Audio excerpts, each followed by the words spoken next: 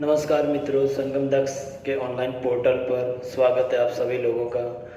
मित्रों, उत्तराखंड जिला सीरीज में हमने पौड़ी गढ़वाल पर बात किया था। पहला इसका बेसिक इंट्रो समझ लिया था, सेकंड हमने इसके इतिहास पर चर्चा कर लिया था। ठीक है, तो इससे आगे आज बात करते हैं यहाँ के प्रमुख वाटरफॉल, यहाँ के प्रमुख जो आपके कुंड या ताल तथा यहाँ के प्रमुख जो मिनरल है, जो मिनरल पौड़ी गढ़वाल जिले में आपको मिलते हैं, तथा इसके उपरांत यहाँ के व्यक्तित्व पर चर्चा करेंगे। तिलू रौतेली, चंद्र सिंह गढ़वाली, अनिल प्रकाश जोशी, है ना, विश्वम्बर दत्त चंदोला, मुकुंद राम बड़तवाल, जयानंद भारती, ये सारी की सारी जो पर्सनालिटी हैं उनको बहुत ही अच्छे से हम जो है अध्ययन करेंगे। और वहीं से आजकल जो यूके ट्रिपल एससी के पैटर्न में है, मैक्सिमम क्वेश्चन पर्सनालिटी से बन रहा है। ठीक है ना, तो चलिए कल इसी श्रृंखला को आगे बढ़ाते हुए आज फिर बात करते हैं पौड़ी गढ़वाल की और आगे शुरू करते हैं आज के टॉपिक को। तो चलिए सबसे पहले देखते हैं मित्रों, पौड़ी गढ़वाल में आज बात करते हैं। पौड़ी गढ़वाल के अंतर्गत पौड़ी गढ़वाल में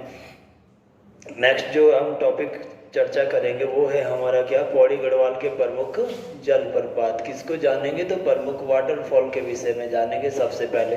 हालांकि कोई विशेष जलप्रपात यहाँ पर है नहीं, परंतु फिर भी आप दो तीन यहाँ के वाटरफॉल है इनको समझिए कि पहला जो जलप्रपात है वो कौन सा है पौड़ी के अंतर्गत, तो रमेशपुर वाटरफॉल। कौन सा झरना है, तो रमेशपुर जलप्रपात। अगला मित्रों, एक ही वाटरफॉल यहाँ का इम्पोर्टेंट है और ये आपका गौरी चीर जो वाटरफॉल है, ये गौरी चीर का जो झरना है ये कहाँ है, तो पौड़ी गढ़वाल के अंतर्गत। और तीसरा जो यहाँ झरना आता है मित्रों, ये है चूनाधार वाटरफॉल। कौन सा झरना है, चूनाधार जलप्रपात। तो तीन झरने मुख्यतः पौड़ी गढ़वाल के अंतर्गत आते हैं, जिसमें रमेशपुर या रामपुर, गौरी चीर और चूनाधार वाटरफॉल। आगे बढ़ते हैं मित्रों, यहाँ से नेक्स्ट बात करेंगे पौड़ी गढ़वाल के प्रमुख ताल या कुंड की। तो बहुत सारे ताल या कुंड आपको यहाँ देखने को नहीं मिलेंगे, जिस प्रकार से चमोली, रुद्रप्रयाग, उत्तरकाशी, पिथौरागढ़ में बनते हैं। तो यहाँ पर पहला जो है वो दुग्ध ताल है मित्रों। बार बार ये बनता है क्वेश्चन पेपर में, तो याद रखिएगा ये जो दुग्ध ताल है आपका कहाँ है, तो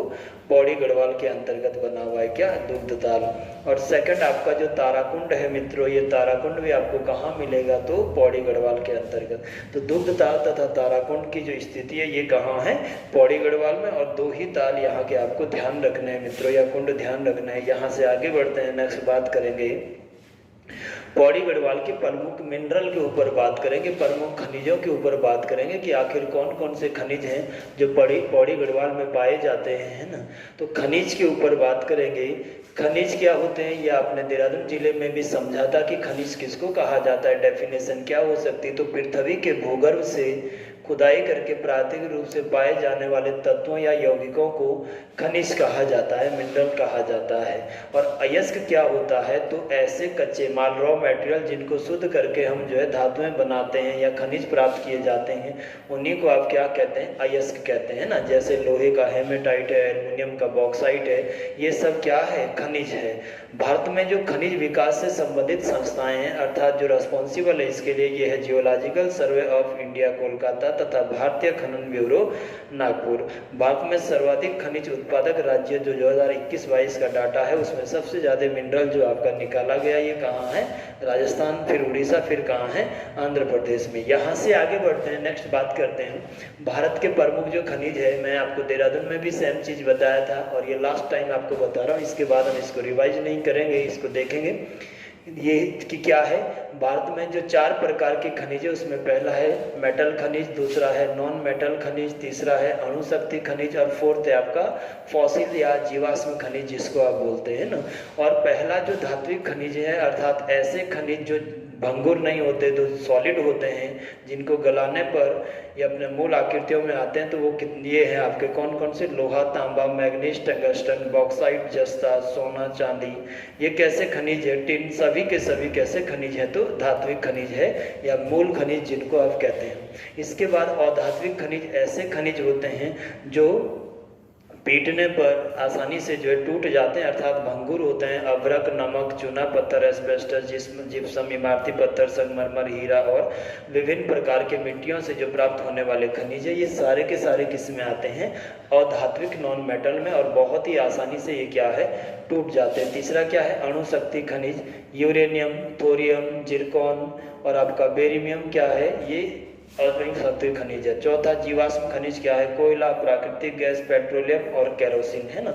देहरादून वाले टॉपिक में मैंने आपको समझाया था कि फॉसिल जो खनिज होते हैं वो कैसे प्राप्त हुए और क्या क्या चीज़ें हुआ था। चलिए आगे बढ़ते हैं मित्रों, तो उत्तराखंड की बात करते हैं। उत्तराखंड को मैंने आपको बताया था कि उत्तराखंड अगर मिनरल की बात करेंगे तो एक मध्यम श्रेणी वाला राज्य है। कैसा राज्य है? मध्यम श्रेणी, अर्थात ना तो बहुत ज़्यादा आपको यहाँ मिनरल मिलता है और ना ही बहुत कम मात्रा में मिनरल है। औसत रूप से मध्यम रूप में ये जो है राज्य है। और अगर बात करेंगे इस स्टेट में तो सबसे ज़्यादा जो खनिज मिलता है वो आपका लघु हिमालय और शिवालिक हिमालय के बीच की घाटियों में या दून वाले क्षेत्रों में या नदियों की घाटियों में सबसे ज़्यादा आपको मिनरल मिलते हैं। कहाँ? उत्तराखंड वाले एरिया में, है ना। तो सबसे ज़्यादा जो मिनरल है आपका ये शिवालिक हो गया, इसके बाद ये मध्य हिमालय हो गया, तो इनके बीच में ये पूरा के पूरा जो बेल्ट है मित्रों, यहाँ सबसे ज़्यादा मिनरल मिलते हैं आपको। कहाँ? उत्तराखंड क्षेत्र में, ठीक है ना। राज्यों में खनिजों की खोज, सर्वेक्षण आदि के लिए भूतत्व एवं खनिज कर्म निदेशालय का गठन किया गया था और ये बना था कब? 1955 ईस्वी में। कब बना था? 1955 मित्रों, याद रखिएगा, पेपर में छप सकता है क्वेश्चन। वर्ष 1955 में स्थापना के बाद भूतत्व एवं खनिज कर्म निदेशालय राज्य में खनिज आधारित उद्योगों के संरक्षण और विकास के साथ साथ खनिज के संसाधन और वैज्ञानिक विकास को बढ़ावा देने के लिए खनिज संपदा की खोज में सक्रिय रूप से लगा हुआ है। तो सीधा क्वेश्चन आएगा कि उत्तराखंड राज्य में जो खनिज है, इन खनिजों को निकालने के लिए कौन रिस्पॉन्सिबल है मित्रों? तो इस बात को आप ध्यान रखिएगा कि कौन है इसके लिए जो है? भूतत्व एवं खनिज कर्म निदेशालय। ये क्वेश्चन आपको याद रखना है यहाँ से, भूतत्व एवं खनिज कर्म निदेशालय। और जब भी पूछेगा कि इसकी स्थापना कब हुई खनिज कर्म निदेशालय की, तो ये जो है ये आपका बनाया गया था कब? 1955 में मित्रों, याद रखिएगा, छपेगा आपके लिए पेपर में कि कब ये बनाया गया था, जो मिनरल को निकालने के लिए रिस्पॉन्सिबल है। चलिए आगे बढ़ते हैं यहाँ से। अगला बात करते हैं राज्य खनिज नीति। ये जो मिनरल पॉलिसी है बहुत बार पेपरों में छपा हुआ है ना, कि राज्य खनन नीति कब बनाया गया था। ये जो राज्य खनन नीति है तो आप पढ़ते हैं मित्रों कि ये कब बनी थी? 4 अप्रैल 2001 को। कब बनी थी? 4 अप्रैल 2001 को। बार बार याद रखिएगा, हर बार क्वेश्चन यहीं से बना हुआ है। राज्य सरकार ने 4 अप्रैल 2001 को राज्य खनन नीति की घोषणा करी। इस नीति के अनुसार ये जो वन क्षेत्रों में स्थित माइंस है, मैंने आपको देहरादून में पूरा समझाया हुआ है कि जो वनीय क्षेत्रों में माइंस है वहाँ से जो खनन का कार्य करेंगे वो कौन करेंगे? उत्तरांचल या उत्तरांचल वन विकास निगम के द्वारा किया जाता है। किसके द्वारा किया जाता है? उत्तराखंड वन विकास निगम के द्वारा। इस नीति के अनुसार राजस्व क्षेत्रों में जो खनन का कार्य होता है मित्रों, इस पर हमने बात किया था कि ये जो खनन किया जाता है ये आपका गढ़वाल क्षेत्र में, यदि राजस्व ग्राम की बात करेंगे, कोई भी मिनरल जो आपके राजस्व ग्राम के पास से निकाले जाएंगे, यहाँ से जो खनिज निकालेगा इसके लिए जो रिस्पॉन्सिबल होता है मित्रों, इसके लिए बनाया गया किसको? गढ़वाल मंडल विकास निगम को। किसको बनाया? गढ़वाल मंडल विकास निगम की स्थापना करी आपने। किसकी स्थापना करी? गढ़वाल मंडल विकास निगम। और ये बनाया था आपने मित्रों कब? 31 मार्च 1976 को, है ना। तो गांव में या राजस्व ग्रामों से जो मिनरल निकालेंगे, यदि पूछेगा कि गढ़वाल क्षेत्र में इसके प्रति कौन रिस्पॉन्सिबल है, तो गढ़वाल मंडल विकास निगम बना कब? 31 मार्च 1976 को। और इसका जो मुख्यालय है मित्रों गढ़वाल मंडल विकास निगम का, ये कहाँ है? पौड़ी गढ़वाल में है। कहाँ है? तो पौड़ी गढ़वाल में। तथा कुमाऊं में यदि राजस्व ग्राम क्षेत्रों में आपको जो है खनन करना होगा तो इसके लिए जो है कुमाऊं मंडल विकास निगम है, और ये जो 31 मार्च 1976 को ही नैनीताल में स्थापित किया गया था, ठीक है ना। इसके बाद पर्वतीय विकास निगम की स्थापना ये आपका हुआ था कब? 30 मार्च 1971 में। आप कंफ्यूज ना करिएगा इस चीज को। उत्तराखंड पर्वतीय विकास निगम कितने तारीख को बना है आपका? तो ये बना है 30 मार्च 1971 को। चलिए, इस नीति के अंतर्गत एक खनिज निधि की स्थापना की गई है ना। इस नीति के अंतर ये जो खनिज नीति बनाया आपने मित्रों, इसमें एक खनिज निधि बनाया आपने, और आपने कहा कि जितना भी खनिज से या जितना भी खनन से या इन मिनरल से हम राजस्व प्राप्त करेंगे, इस राजस्व का सरकारी खजाने में 5% क्या करेंगे? सेव करेंगे। और इसी को आप क्या कहते हैं? राज्य खनिज निधि की स्थापना की गई है, जो एक इमरजेंसी फंड के रूप में जो राज्य के लिए काम आएगा। तो ये किया गया, तथा इसके अंतर्गत इसका 5% उप खनिजों का भी 5% किसमें रखा जाएगा? राजस्व निधि में, है ना। तो चलिए आगे बढ़ते हैं, यहाँ से आगे बात करते हैं। नेक्स्ट देखते हैं इसके बाद यहाँ पर जो पौड़ी के प्रमुख खनिज है इनकी बात कर लेते हैं। तो सबसे पहला ही खनिज पौड़ी गढ़वाल का है मित्रों, कौन सा? जिप्सम। कौन सा है? जिप्सम। जिप्सम सीमेंट उद्योग के निर्माण में काम करता है और जिप्सम का जो केमिकल नेम है वो आपका कैल्शियम सल्फेट डाइहाइड्रेट है। क्या कहते हैं आप इसको? जिप्सम को तो कैल्शियम सल्फेट डाइहाइड्रेट। और इसका जो केमिकल सूत्र है आपका, जो सूत्र है CaSO4 2H2O कहा जाता है। किसको? जिप्सम को, है ना। और उत्तराखंड राज्य में जिप्सम उत्पादन में हमने देहरादून जिले में पढ़ा था कि सबसे ज़्यादा जिप्सम कहाँ होता है? देहरादून में। इसीलिए सबसे ज़्यादा सीमेंट फैक्ट्रियाँ कहाँ बनी हुई है? देहरादून में। सर्वाधिक जिप्सम का उत्पादन, जिप्सम का प्रयोग किसमें किया जाता है? तो सीमेंट को बनाने में, है ना। तो जिप्सम जो है सबसे ज़्यादा कहाँ है? देहरादून में। उसके बाद का जो रैंक है मित्रों ये फिक्स नहीं है, कभी कोई सा जो है जिला आगे चलता है, कभी कोई, तो इसके बाद का रैंक आपका फिक्स नहीं होता है। जिप्सम की अगर बात करेंगे मित्रों तो इस तरह का ये खनिज है, बिल्कुल चूना पत्थर की तरह आपको दिखाई देता है, काचोपम कलर का। ये आपका कौन सा मिनरल है? तो जिप्सम है।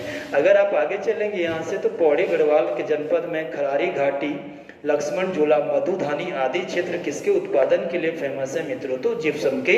और आजकल यूके SSSC का जो ट्रेंड है मित्रों वो यही पूछ लेगा आपसे कि बताइएगा ये जो पौड़ी गढ़वाल की खरारी वैली है, खरारी घाटी है, ये किस खनिज के उत्पादन के लिए फेमस है? कौन सा वैली?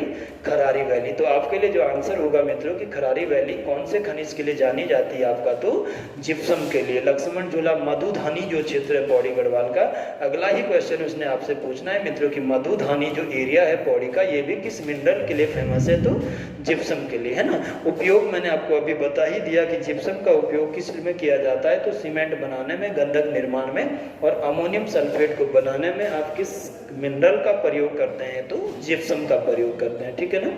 चलिए, जिप्सम के जो उपनाम है मित्रों ये पूछे भी गए हैं, हरसोंट या सेलेनाइट या अलाबास्टर। तो कौन सा खनिज है जो हरसोंट, सेलेनाइट या अलाबास्टर के रूप में जाना जाता है? तो ये कौन है?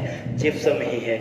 यह नमक कि खानों तथा समुद्र के खारे पानी को सुखाने से क्या है? प्राप्त किया जाता है। और भारत का राजस्थान राज्य जो है वो जिप्सम के उत्पादन का सबसे बड़ा उत्पादक माना जाता है। कौन सा राज्य? राजस्थान राज्य, है ना। नमक की जो खान है मित्रों, नमक की जो माइन है ये आपका किस प्रकार की चट्टानों में आता है? तो अवसादी चट्टानों के उदाहरण है। और मैंने आपको पहले ही बोला था कि भारत का सबसे ज़्यादा जो नमक होता है, उत्पादित होता है, ये आपका गुजरात राज्य के कच्छ के रण में होता है। सबसे बड़ा नमक उत्पादक क्षेत्र इंडिया का कौन सा है? गुजरात राज्य का कच्छ का रण है। कौन सा रण है? कच्छ का रण है। अगर आप जीएस के पर्पज से कच्छ के रण को देखेंगे तो ये 24 डिग्री उत्तरी अक्षांश पर स्थित है और ये ऐसा बिंदु है जो भारत और पाकिस्तान के बीच आज तक सर्वाधिक विवादित रहा है। तो ये क्वेश्चन उसने बारंबार आपसे जीएस में पूछा है कि 24 डिग्री अक्षांश कहाँ है? तो कच्छ के रण का जो है सबसे पश्चिमी बिंदु भारत पाकिस्तान के बीच विवादित ये एरिया है ना। इसके बाद आप आगे चलेंगे तो सेकंड जो थार का मरुस्थल है मित्रों, ये कहाँ है? तो राजस्थान में है थार का मरुस्थल। कौन सा मरुस्थल? थार का मरुस्थल। और थार के मरुस्थल की यदि आप बात करेंगे मित्रों तो थार के मरुस्थल के बीच से ही जाती है कौन सी नदी? लूनी नदी। और लूनी भारत की एकमात्र नदी है जो लैंड एरिया से निकलकर कच्छ के रण में ही, लैंड एरिया में ही समाप्त हो जाती है, नाग पर्वत से निकलती है। थार के मरुस्थल की यदि बात करेंगे मित्रों तो ये दुनिया का सबसे ज्यादा जनसंख्या वाला मरुस्थल है और यहाँ लगभग 3 करोड़ से अधिक लोग निवास करते हैं। तो सबसे ज्यादा पॉपुलेशन वाला डेजर्ट कौन सा है? थार का, है ना। यहीं पर बिश्नोई ट्राइब्स और बहुत सारी चीज़ें हैं। भारत की सबसे ज़्यादा लवणता वाली झील जिसमें सबसे ज़्यादा नमक है, सांभर, वो भी आपका कहाँ मिलता है? तो थार के मरुस्थल में। तो इसीलिए सबसे ज़्यादा जो उत्पादन है या जिप्सम भी जो है सबसे ज़्यादा कहाँ? राजस्थान में मिलेगा, क्योंकि नमकीन जो भूमि है, नमकीन जो क्षेत्र है वो भारत में सबसे ज़्यादा कहाँ मिलेंगे? तो थार के मरुस्थल में। तो चलिए आगे बढ़ते हैं यहाँ से मित्रों, नेक्स्ट बात करते हैं अगले खनिज का। अगला पौड़ी गढ़वाल में जो खनिज आपको मिलेगा मित्रों ये क्या है? लोहा पर बात करेंगे, आयरन पर बात करेंगे, है ना। किसकी? लोहा की। और लोहा भी क्या है? उत्तराखंड राज्य में सर्वाधिक लोहा जो है वो नैनीताल में होता है। कहाँ मित्रों सबसे ज़्यादा लोहा आपको मिलता है? तो नैनीताल में। और यही प्रश्न आपने याद रखना है कि सबसे ज़्यादा लोहा उत्तराखंड में कहाँ होता है? नैनीताल में होता है। जिप्सम कहाँ होता है? देहरादून में होता है। खरारी वैली, मधुधानी जिप्सम उत्पादक क्षेत्र कहाँ है? पौड़ी गढ़वाल के। तो फर्स्ट क्वेश्चन आपके लिए पूछेगा कि सबसे ज़्यादा लोहा है वो कहाँ होता है? तो नैनीताल में। और इसके उपरांत पौड़ी, टिहरी, अल्मोड़ा जिलों में भी कुछ मात्रा में आपको क्या मिलता है? तो लोहा मिलता है। और लोहे का जो आप अयस्क देखेंगे मित्रों, वो कौन सा है, हेमेटाइट है ना। हेमेटाइट के बाद दूसरा कौन सा है, मैग्नेटाइट है। इसके बाद कौन सा है, सिडेराइट है। इस तरह से लोहे के सर्वोत्तम से लेकर जो है कम क्वालिटी वाला लोहा आगे बढ़ेगा, है ना। तो आप पढ़ते हैं कि हेमेटाइट मैग्नेटाइट जो लोहे की दोनों ही सर्वोत्तम ऑक्साइड, आपका जो है ऑक्साइड है या कच्चे माल है, वो कहाँ, वो भी जो है इन्हीं में मिलते हैं और इन्हीं से हम जो है लोहा प्राप्त करते हैं। तो नैनीताल के कालाडूंगी और रामगढ़ क्षेत्रों में हेमेटाइट और मैग्नेटाइट। मित्रों आप आजकल का यूके ट्रिपल एससी अगर यदि देंगे तो क्वेश्चन आपको ऐसे छपा मिलेगा कि बताओ नैनीताल का जो कालाडूंगी, नैनीताल का जो कालाडूंगी वह रामगढ़ क्षेत्र है, ये कालाडूंगी और रामगढ़ क्षेत्र किस खनिज के लिए फेमस है उत्तराखंड में, तो लोहा सबसे ज्यादा यहाँ पर होता है। कौन सा, लोहा। यदि और डीप वो गया मित्रों तो आपसे पूछेगा कि लोहे की कौन सी किस्में यहाँ मिलती है, तो पहला जो है हेमेटाइट लोहे की सर्वोत्तम किस्म है और उसके बाद मैग्नेटाइट दूसरी सर्वोत्तम किस्म है मित्रों। ये दोनों के दोनों आपके जो है और या ऑक्साइड है, ये कहाँ मिलते हैं, तो आपका कालाडूंगी और रामगढ़ क्षेत्रों में। ये छापना है मित्रों, बस इतना आप तैयार करके चलिएगा, क्वेश्चन आपका निकल जाएगा। लोहा सबसे ज्यादा कहाँ, नैनीताल में। कौन से एरिया, तो कालाडूंगी और रामगढ़ क्षेत्र। और किस किस्म का लोहा मिलता है, तो हेमेटाइट और मैग्नेटाइट। ये फाइनल है, इससे ज्यादा नहीं पूछना है इसमें कुछ भी। अब बात करते हैं जिस जिले का हम मिनरल पढ़ रहे हैं।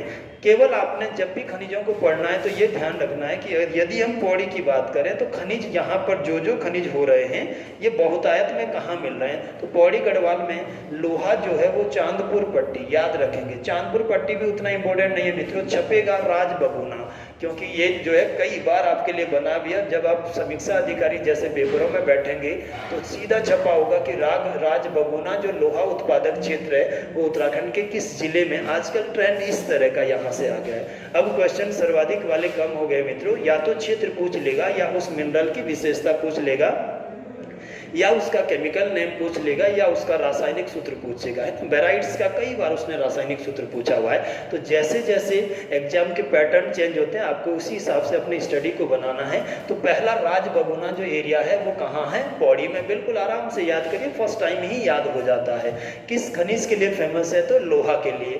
कालीफाट उतना मेन नहीं है मित्रों, दूधातोली उतना मेन नहीं है। इसके बाद अगर पेपर में उसने पूछना है तो वो आपको पूछेगा क्या, चौपड़ा या दसौली क्षेत्र, ये भी किसके लिए फेमस है, तो लोहे के लिए। और कहाँ है, तो पौड़ी गढ़वाल में। तो इस तरह से मिनरल को एक बार पढ़िए, फाइनल करिए। बहुत बड़ा यूनिट नहीं है क्योंकि इतने ज्यादा मात्रा में उत्तराखंड में नहीं मिलते हैं। चलो आगे बढ़ता हूं मैं यहाँ से। अगला बात करते हैं मित्रों किसका, तांबा के ऊपर। किसके ऊपर, कॉपर के ऊपर, है ना। और तांबा तो आप जानते हैं मित्रों की बहुत ही प्राचीन काल से, आदि ऐतिहासिक काल से ही उत्तराखंड में मिलता है ये जो तांबा धातु है ना। और तांबा धातु सबसे ज़्यादा जो मिलता था, मैंने कई दिन आपको चर्चा करवाया कि सबसे ज़्यादा जो होता था ये तांबा, ये कहाँ, अल्मोड़ा जिले में। ये जो हमारा अल्मोड़ा जिला है मित्रों, यहाँ सबसे ज़्यादा तांबा होता है उत्तराखंड में। और इसीलिए अल्मोड़ा को आप क्या कहते हैं, ताम्र नगरी कहते हैं। हर कोई इस प्रश्न को जानता है कि उत्तराखंड में ताम्र नगरी किसको कहते हैं, तो अल्मोड़ा को। अब देखिए, यदि अल्मोड़ा को आप समझ गए कि सबसे ज़्यादा तांबा, तो क्षेत्र याद रखिएगा। पहला ही क्वेश्चन, तांबा खानी माउंटेन अल्मोड़ा में। और तांबा खानी का ऐतिहासिक बैकग्राउंड है मित्रों, आज तो बहुत ज्यादा तांबा यहाँ उत्पादित नहीं होता है, लेकिन प्राचीन काल में जब हम प्रोटो हिस्टोरिक एज पढ़ते हैं उत्तराखंड का, तो वहीं पर लिखा जाता है कि तांबा धातु का जो क्षेत्र था अल्मोड़ा में वो ये तांबा खानी पर्वत था। और इसके नीचे आगरी ट्राइब्स रहती थी। ये आगरी जाति के लोग मित्रों, इनका मुख्य कार्य क्या था, तो इनका मुख्य कार्य क्या था, तांबे का खनन करना। ये कुदाल या फावड़ा से तांबा का खनन करते थे और इसी पर इनकी जीविका चलती थी। मैंने बार बार आपको इससे पहले भी चर्चा कराई है। तो पहला तांबा खानी पर्वत। दूसरा मित्रों फलमती। अगला जो क्षेत्र है अल्मोड़ा का, तांबा का जो क्षेत्र है मित्रों, वो कौन सा है, सेकंड, तो फलमती। और तीसरा जो बात करेंगे मित्रों, ये कौन सा है, थैलीपाटन क्षेत्र। कौन सा क्षेत्र है, थैलीपाटन। तो कुछ नहीं है, ज्यादा परेशान आपने होना नहीं है। सबसे ज्यादा तांबा कहाँ है, अल्मोड़ा में। बड़ा इजी क्वेश्चन आपके लिए रहेगा। और तांबा किसको ताम्र नगरी कहते हैं, तो ये अल्मोड़ा के लिए कहा जाता है, ठीक है ना। कौन कौन सी क्षेत्र अल्मोड़ा में है? तो थैली पाटन, फलमती और तांबा खानी, 3 क्षेत्र कहाँ है आपके? तो अल्मोड़ा में अवस्थित है। कितने एरिया है? तो 3 क्षेत्र। और यहाँ यदि आप देखेंगे मित्रों तो सबसे ज़्यादा जो तांबा आपका, ये आपका तांबा धातु जो है स्लाइड पर आपको दिख रहा है कि किस तरह का ये मिनरल है, किस प्रकार का बना हुआ ये खनिज है। यहाँ से आगे बढ़ेंगे, अगला ही क्वेश्चन उसने बोलना है कि जिस डिस्ट्रिक्ट को हम पढ़ रहे हैं पौड़ी गढ़वाल में, वहाँ पर कहाँ कहाँ तांबा मिलता है? तो देखो धनपुर और डोबरी क्षेत्र। फाइनल करिए, लेक्चर में पढ़ते ही बार बार बुक ना उठाएं। जितनी बार आप एक चीज़ को जितनी ज़्यादा टाइम पढ़ेंगे उतना ही ज़्यादा आपके लिए कन्फ्यूजन होना है। इसलिए फर्स्ट टाइम पढ़िए, सॉलिड करिए, नहीं याद होता उसको जो है आप क्या करिए, लिख के क्लिक करिएगा। और सर्वाधिक तांबा कहाँ होता है? तो सबसे ज़्यादा आपका अल्मोड़ा में, और पौड़ी का धनपुर डोगरी क्षेत्र, इसके साथ जस्ता खनिज भी मिलता है। और मित्रों ये बार बार पूछेगा कि उत्तराखंड का सबसे बड़ा तांबा क्षेत्र कौन सा है? तो यदि आप बात करेंगे तांबा क्षेत्र का तो लगभग 96 किलोमीटर लंबा ये तांबा क्षेत्र है। और उत्तराखंड का सबसे बड़ा जो तांबा क्षेत्र है वो कौन सा है? तो धनपुर डोगरी है, जो पौड़ी गढ़वाल का है। क्वेश्चन आपका निकल जाएगा यहीं से, ठीक है ना। और सबसे ज्यादा तांबा कहाँ है? तो अल्मोड़ा में, थैली पाटन, फलमती और तांबा खानी। फाइनल करिए, पेपर में चले जाइए, इससे ज्यादा कुछ नहीं बोलना है इसने। आगे बढ़ते हैं यहाँ से मित्रों, अगली बात करते हैं किसकी? एस्बेस्टस की। किसकी बात करते हैं? अगला जो खनिज है मित्रों वो कौन सा है? तो एस्बेस्टस खनिज है ना। पौड़ी गढ़वाल के कंधोरा क्षेत्र। मित्रों छपा हुआ क्वेश्चन है ग्रुप सी में, कुछ भी नहीं है। यदि आप साथ साथ तैयार करेंगे तो कभी भी आपको डाउट नहीं आएगा। सीधा छपा होगा कि बताइए पौड़ी गढ़वाल का जो कंधोरा क्षेत्र है, ये जो कंधोरा वैली है मित्रों, ये उत्तराखंड में किस मिनरल के लिए फेमस है? कुछ नहीं करना, आपने सीधे टिक कर देना है कि यहाँ सबसे ज्यादा क्या मिलता है?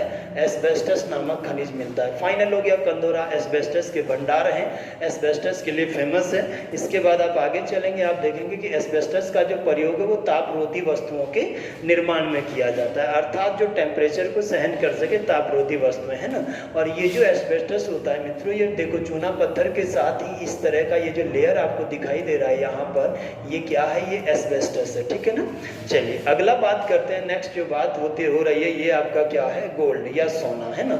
और सोना तो आप जानते हैं कि सबसे ज्यादा जो डिमांड वाला है वो क्या है? सोना है, ठीक है।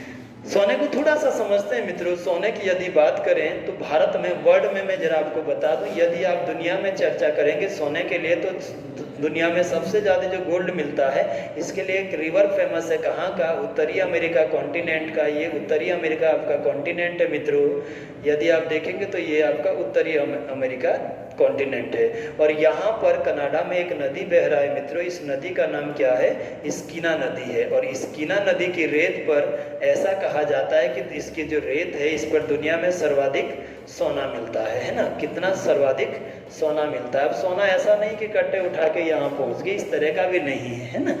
सोना देखो, आप देखते हैं कि जब सनशाइन करता है मित्रों, सूर्य चमकता है, तो यदि आप रिवर बैंक में, नदी के तटों में कहीं बैठे हैं, आप रेत में देखेंगे तो आपको बारीक बारीक इस तरह के कण हैं जो सूर्य के प्रकाश से चमकते हुए दिखाई देते हैं। और ऐसा कहते हैं भूगोलविद्ता या भूगर्भ शास्त्री की ये जो पॉइंट है, ये जो चमकते हुए कण है, यही सोना है। लेकिन ये 100% सोना नहीं होते हैं। यदि आप इस एक कण को निकालेंगे तो आप दशमलव लगा के 6 जीरो लगाएंगे तो उसका 1% उसमें से सोना निकलेगा। एक तो वो कण पहले ही इतना छोटा है कि दिखाई नहीं देगा, फिर उससे यदि आप सोना निकालेंगे तो 100 का 1% भी नहीं, लगभग 6 जीरो लगा के 1% निकलता है। लेकिन फिर भी सबसे ज्यादा सोना किस नदी की रेत पे बोला जाता है? तो स्कीना के। अब यदि आप जीवन भर, आप भी और आपका जीवन साथी भी सोना बीनते रहेंगे तो 200 ग्राम सोना निकलेगा पूरा जिंदगी। इसलिए जो इस बात को ना देखें कि हम सब इधर ही चलेंगे, फटाफट से जिंदगी सुधारेंगे, ऐसा नहीं है। बहुत कम मात्रा में अवशेष होता है। लेकिन प्रश्न जीएस का है कि दुनिया में सबसे ज्यादा सोना किस नदी की रेत पर है? तो स्कीना पर, ठीक है ना। अब बात करेंगे मित्रों इंडिया का, तो इंडिया में भी सोना जो है बहुत ज्यादा मात्रा में नहीं मिलता है। आप सभी बच्चे जानते हैं कि बहुत ज्यादा मात्रा में इंडिया में भी सोना नहीं है। इंडिया में यदि आप कर्नाटक वाले रेंज में चलेंगे तो आपको कोलार और हट्टी की खाने मिलेगी। और यदि आप आंध्र प्रदेश में जाएंगे तो आंध्र प्रदेश में रामगिरी की खाने। 3 खाने हैं मित्रों जो इंडिया में गोल्ड के लिए फेमस है, कोलार, हट्टी और रामगिरी। और जीएस का कोई भी पेपर आप देने यदि जाते हैं तो इन तीनों में से ही क्वेश्चन बनता है कि रामगिरी की खान जो आंध्र प्रदेश में है वो किस मिनरल के लिए फेमस है? सोना उत्पादन के लिए। तथा यदि आप आते हैं मित्रों का हम कर्नाटक में तो कोलार और हट्टी तो पहले से बहुचर्चित है। इसके बाद दक्षिणी अफ्रीका की किम्बरले खान, ये सबसे बड़ी खानों में से एक मानी जाती है। चलिए अब अपने उत्तराखंड की बात कर लेते हैं कि उत्तराखंड में इसका क्या स्थिति है। उत्तराखंड में भी आप पढ़ते हैं कि अलकनंदा नदी की रेत पर सबसे ज़्यादा सोना मिलता है। किस नदी की रेत पर? अलकनंदा नदी की रेत पर। पर्टिकुलर कोई माइन नहीं है उत्तराखंड में, मैं आपको बता दूं। और इसके बाद पश्चिमी रामगंगा नदी की रेत पर भी थोड़ा बहुत क्या मिलता है? सोना मिलता है। तो दो जगह पर उत्तराखंड में सोने का जो है दो जगह मिलता है, दो नदियों की रेत पर, अलकनंदा और पश्चिमी रामगंगा। और यही क्वेश्चन आपको फेस करना है, सोने से आया भी है कि सबसे ज़्यादा जो गोल्ड है वो किस नदी की रेत में उत्तराखंड में मिलता है? तो अलकनंदा और पश्चिमी रामगंगा। ठीक है ना। तो चलिए वही कह रहा है, पौड़ी गढ़वाल में पश्चिमी रामगंगा घाटी की रेत में सोना पाया जाता है। उत्तराखंड में सबसे ज़्यादा सोना अलकनंदा नदी की बालू में पाया जाता है। ये सोने की माइन दिखाई गई है। आप ये ना सोचना कि ये नदी के बीच में सोना ऐसे मिल जाएगा, ये सोने का माइन दिखाया गया है, खान के अंदर सोना बनते हुए दिखाया गया है। ठीक है ना। चलिए, तो बड़ा इजी बनता है गोल्ड, कुछ भी नहीं है, बहुत इजी बनाइएगा। एस्बेस्टस, कंदोरा वैली, कोई दिक्कत नहीं है। सोना आपको इन नदियों पर याद रखना है। अगला बात करते हैं, इतने ही मिनरल यहाँ के। अब बात करते हैं मित्रों क्या, पौड़ी गढ़वाल के प्रमुख व्यक्तित्व या पर्सनालिटियों की।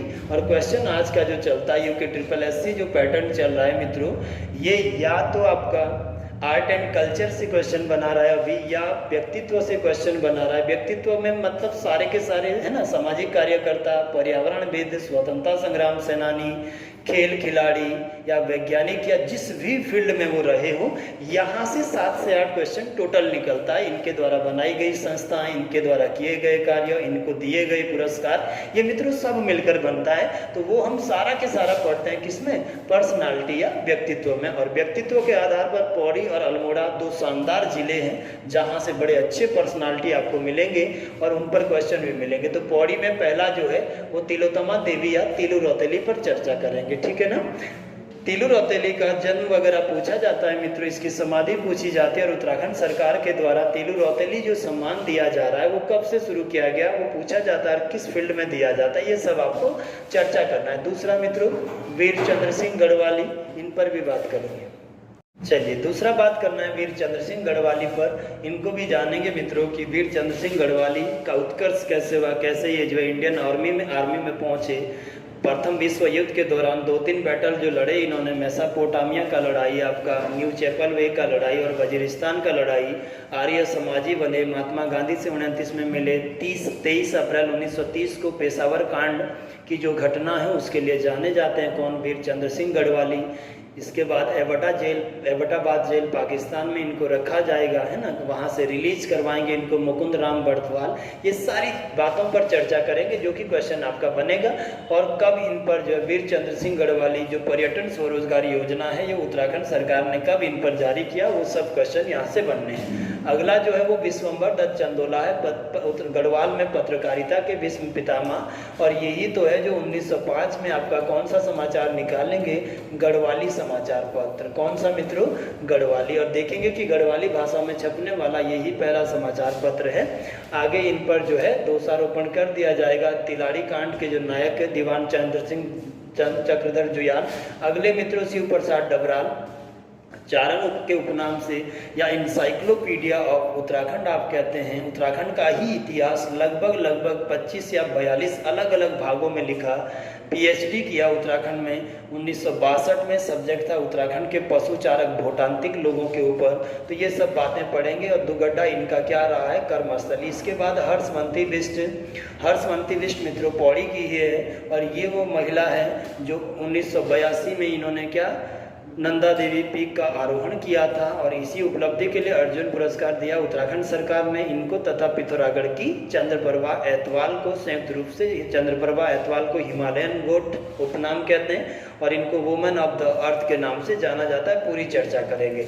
अगले मित्रों कौन? मुकुंद राम बर्थवाल। बहुत ईजी है, बिल्कुल आराम से पढ़िए इनको, भगदड़ ना बचाए दिमाग में क्योंकि कन्फ्यूजन उतना ही ज़्यादा। देखिए फर्स्ट जो प्रश्न है वो आपके लिए सीधा ये आना है कि मुकुंद राम बर्तवाल को हम क्या कहते हैं, तो देवज्ञ या अभिनव बारामिहिर, है ना।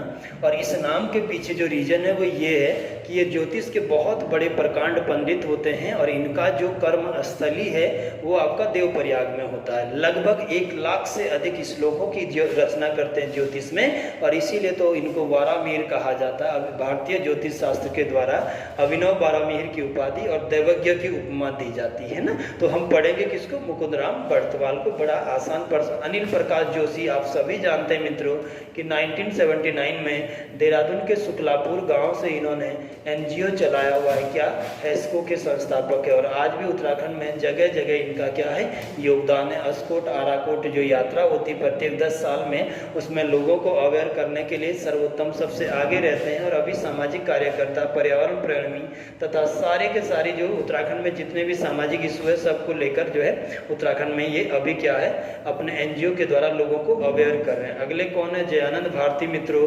जयानंद भारती को जानेंगे कि ये शिल्पकार समाज के या दलित समाज के पुरोधा रहे हैं मित्रों, और इन्होंने अपने समाज के लिए बहुत सारे कार्य यहाँ पर किए।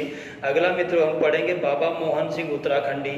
1994 में जब आपका जो है रामपुर तिराहा कांड होगा तो भारतीय आर्मी से त्यागपत्र देंगे, और इतने आहत होते हैं उस कांड से कि ये जो है जीवन भर आजीवन जो है सन्यासी बन जाते हैं, दाढ़ी व बाल न काटने की शपथ लेते हैं। और फिर आगे जब उत्तराखंड बन जाता है तो अस्थायी राजधानी गैरसैंण की मांग करते करते लगभग 8 अगस्त 2004 को इनका 37 दिनों के आमरण अनशन के बाद मृत्यु हो जाता है। पौड़ी के कोदिया बगड़ में ही चंद्र सिंह गढ़वाली के बगल में समाधि है, और बच्चू लाल गढ़वाली भी आपका जो है प्रथम विश्व युद्ध के दौरान वहाँ प्रसिद्ध रहे हैं, ठीक है ना। तो इस तरह की इन पर्सनालिटियों को मित्रों आपने जानना है। सबसे पहले जब आप बेसिक पढ़ते हैं तो छोटी मोटी चीज़ें साथ साथ तैयार रखें।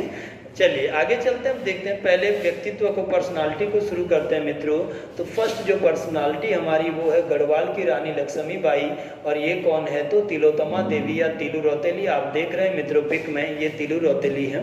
जब मैं आपको हिस्ट्री का सीरीज कराऊंगा तो वहाँ भी परमार या चंदों के समय में इसको कवर करा देंगे, बाज बहादुर चंद के समय पूरा इसका पर चर्चा करेंगे, या फतेहपति शाह के समय में समझा दूंगा। फिलहाल बेसिक इंट्रो देखिए इसका। तिलू रौतेली की अगर बात करें मित्रों तो तिलू रौतेली का जो मूल नाम था वो क्या था, तिलोत्तमा देवी के नाम से जानी जाती थी। ये किस नाम से जानी जाती थी, तिलोत्तमा देवी। पिता का नाम क्या है मित्रों, तो भूप सिंह रावत या भूपा सिंह गोरला। उपनाम क्या है, गढ़वाल का सिपाही। क्या कहते हैं मित्रों इसको, गढ़वाल का सिपाही। जरा देखते हैं, देखिएगा ये जो हमारा उत्तराखंड था मित्रों, इस उत्तराखंड में यदि आप देखेंगे तो क्या हुआ था, कुमाऊं में जो शासक था, ये शासक था कौन, बाज बहादुर चंद। कौन था मित्रों इस समय, तो बाज बहादुर चंद था।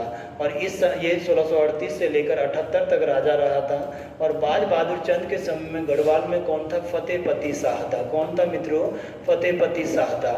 और फतेहपति शाह का ही सेनापति था कौन मित्रों, ये आपका भूप सिंह गोरला। कौन थे, भूप सिंह गोरला। किसके सेनापति थे, फतेहपति शाह के। ये जो भूप सिंह गोरला साहब थे मित्रों, इनको जो है फतेहपति शाह ने पौड़ी के इस एरिया के में अपना सूबेदार, ये जो बाउंड्री बनता कुमाऊं में, वहाँ पर अपना सूबेदार बनाया हुआ था, अर्थात यहाँ का ये सेनापति था।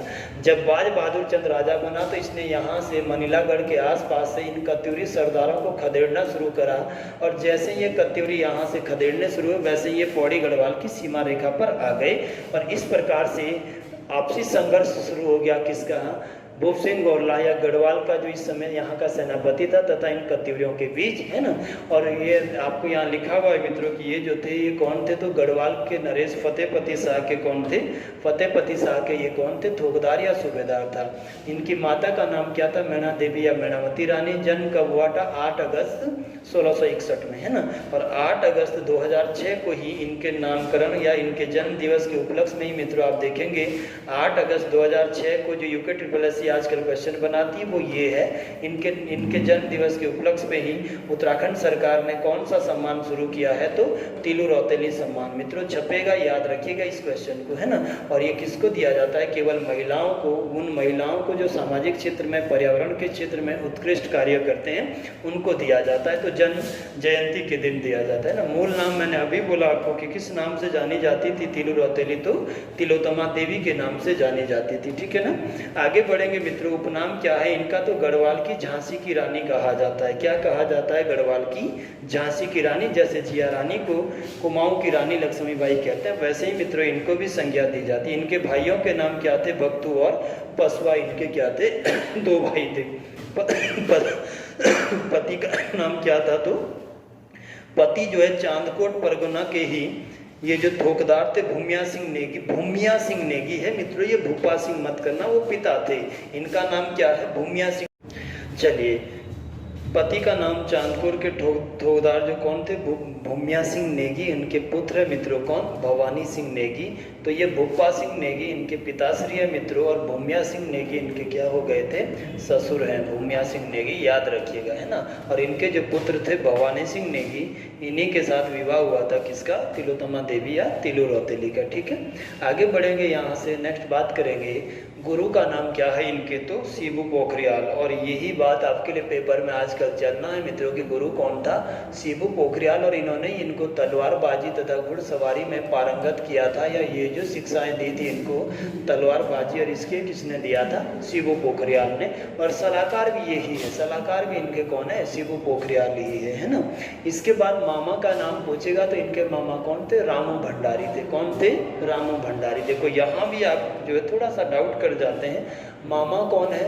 रामू भंडारी है। कौन है मित्रों? रामू भंडारी, जो इसका साथ देते देते बैटल में मारा जाता है।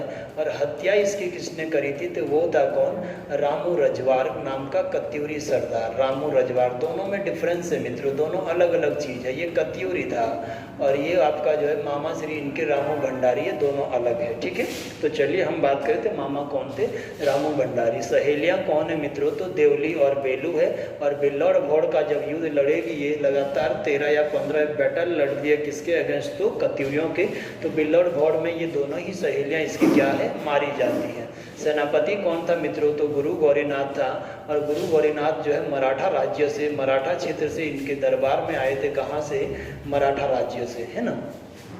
और इसीलिए गुरु गौरीनाथ ने ही इनको पारंगत किया था मित्रों, किसमें? गुरु गौरीनाथ ने ही इनको दी थी क्या?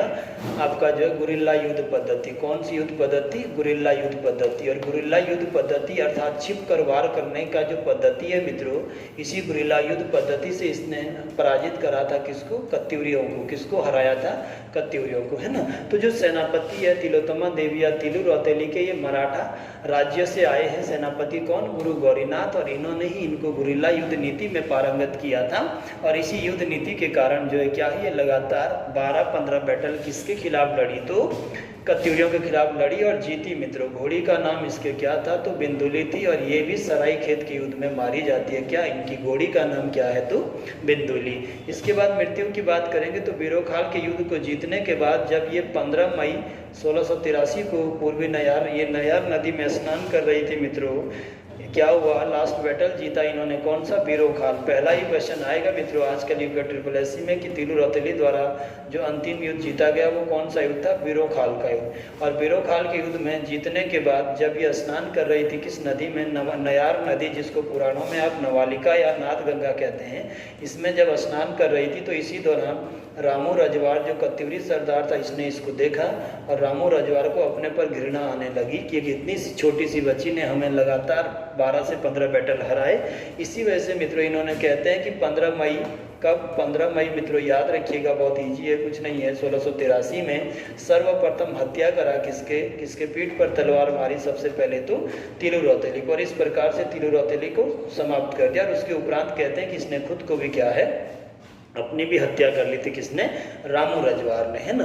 और फिर इसी बीरोखाल में मित्रों ये जो समाधि बनाई गई है, ये जो समाधि बनी है तिलु रौतेली की, तभी तो आप पढ़ते हैं कि कहाँ बनी हुई है? बीरोखाल। रट्टा नहीं मारना, किसी भी चीज़ को रटा ना करो, चीज़ों के पीछे का हिस्टोरिकल बैकग्राउंड समझोगे, बड़ा ईजी हो जाएगा चीज़ें। तो बीरोखाल में मृत्यु हुआ 15 मई 1683 को। और इसी वजह से बीरोखाल में ही इनका क्या बनाया गया? समाधि बनाया गया। और बीरोखाल में ही मित्रों ये आपका जो है तिलु रौतेली का क्या है? समाधि है। चलिए इसके आगे जो आगे चलते हैं, किसने इसका हत्या किया? तो रामू रजवार का, रामू रजवार नाम के कत्यूरी सरदार ने मित्रों हत्या किया किसका?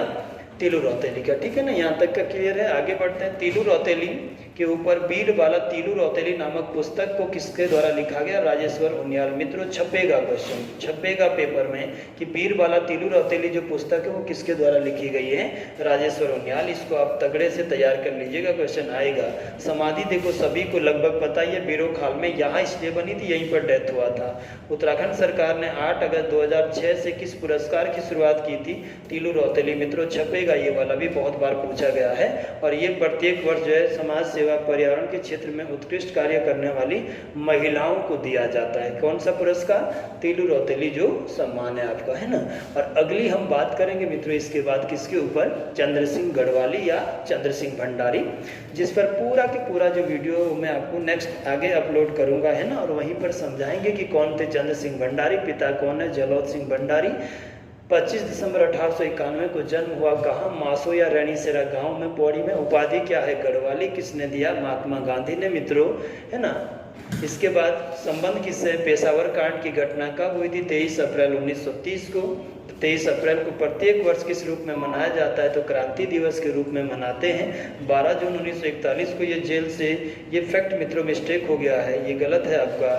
12 जून 1931 को ये एबटाबाद की जेल में रखे गए थे और इसी कारण मित्रों 12 जून को ही मुक्ति दिवस के रूप में मनाया जाता है, ये कहते हैं पुस्तकें। इसको जरा कि क्लियर कर लीजिएगा आप, है ना।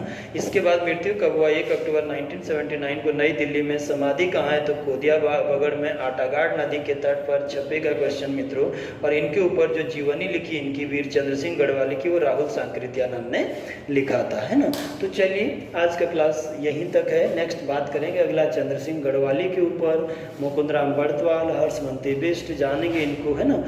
तब तक के लिए आप इसको जो है अच्छे से, इस व्याख्यान को अच्छे से देखिएगा, सुन लीजिए और अपने जो है नोट्स बनाते रहिए साथ साथ। जो जो चीज़ें हम आपको बता रहे हैं, आपको जो इंपॉर्टेंट या मोस्ट लग रहा है उसको लिखते रहें। और चलिए नेक्स्ट पौड़ी गढ़वाल जिला सीरीज का अगला लेक्चर नेक्स्ट करते हैं। चलिए ठीक है।